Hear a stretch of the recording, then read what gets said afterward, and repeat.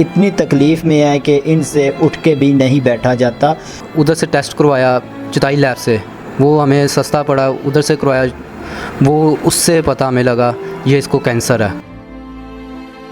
1 साल से मेरी ये बहन दर्द को बर्दाश्त कर रही है, तो बहुत मुश्किल इस पे गुज़रती होगी, बड़ी मुश्किल होती होगी, इनको तकलीफ़ होती होगी। जी, डॉक्टर के पास हम मिले तो उन्होंने हमें बोला ये इसका ऑपरेशन नहीं होगा, इसको ईमो तो शफाएँ लगेंगी।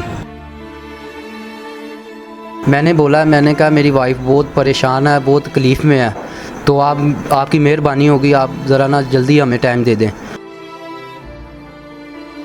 जो मेरी बेगम का इलाज या जल्द से जल्द शुरू हो तो मैं अपने काम पे जाना शुरू करूँ, अपने बच्चों को रोटी खिलाना। सारी रात नींद नहीं आती।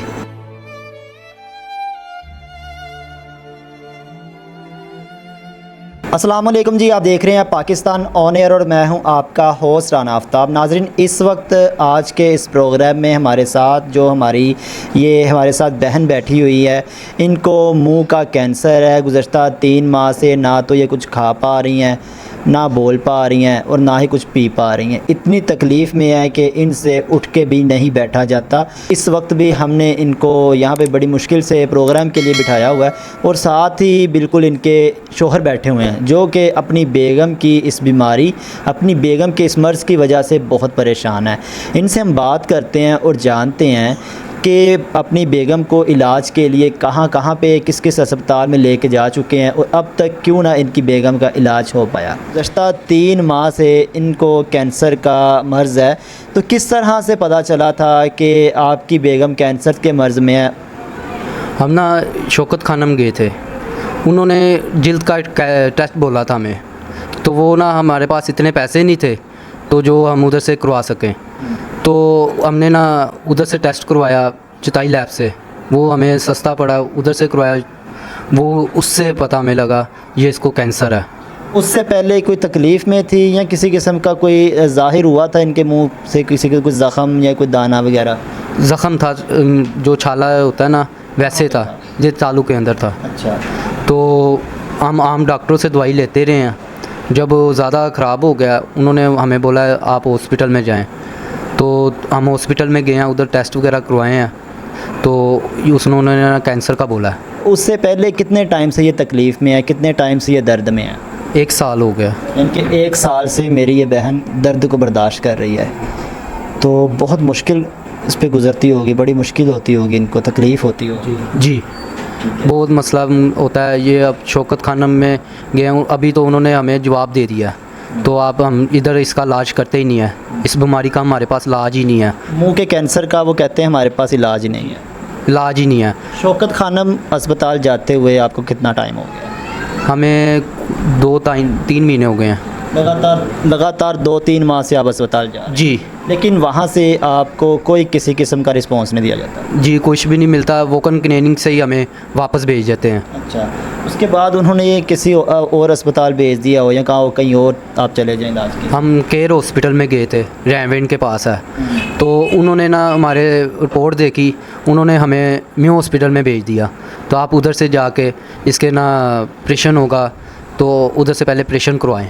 ठीक है। तो हम गए हैं, तो जी वो हड़ताल वगैरह चल रही थी डॉक्टरों की, तो हमें टाइम गुज़रता गया, इसकी हालत और ज़्यादा मज़ीद ख़राब होती गई। तो अब जब डॉक्टरों के पास हम मिले तो उन्होंने हमें बोला ये इसका ऑपरेशन नहीं होगा, इसको ईमो तो शफाएँ लगेंगी।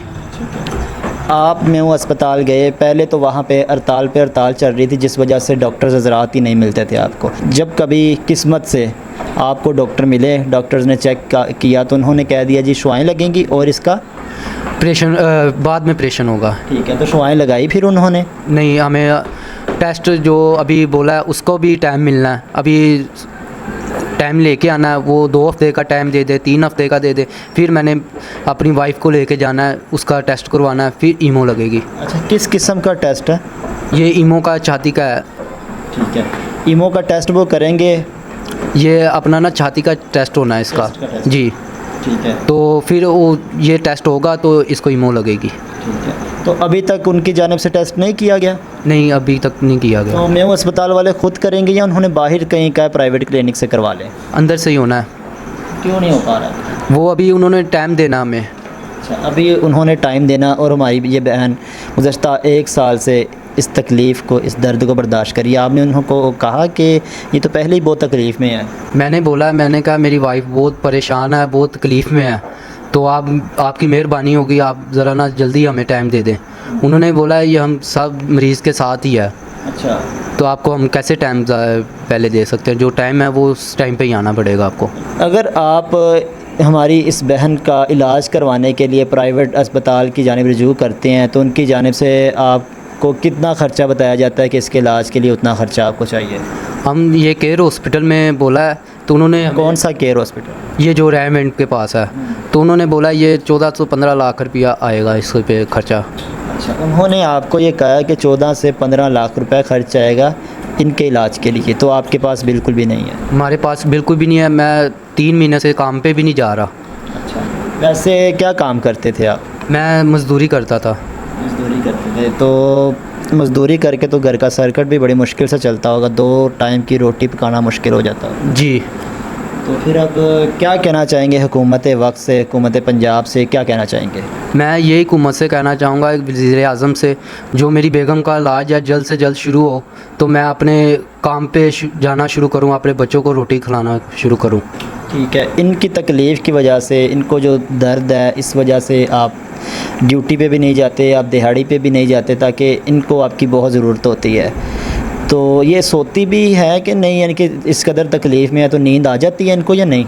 सारी रात नींद नहीं आती, अपना आवाज़ारी मुंह के अंदर है, ज़ख़म है, तो इसके वजह से सारी रात को आवाज़ारी होती है, तो रोती रहती है रात को। अच्छा, अगर ये खाना भी नहीं खाती, ना पानी पीती है, तो किस तरह से गुजारा? ये तो हमारा खुदावन ही इसको चला रहा है, जैसे हिम्मत ताकत दे रहा है। तो खुराक की नाली लगा देते हैं होते हैं ना, तो इस तरह से कोई ट्रीटमेंट करवाया हुआ? नहीं, कुछ भी नहीं करवाया हमने, किया ही नहीं। की नाली के लिए कुछ भी नहीं लगा? कुछ भी नहीं किया, अभी उन्होंने ट्रीटमेंट इसका शुरू किया ही नहीं है।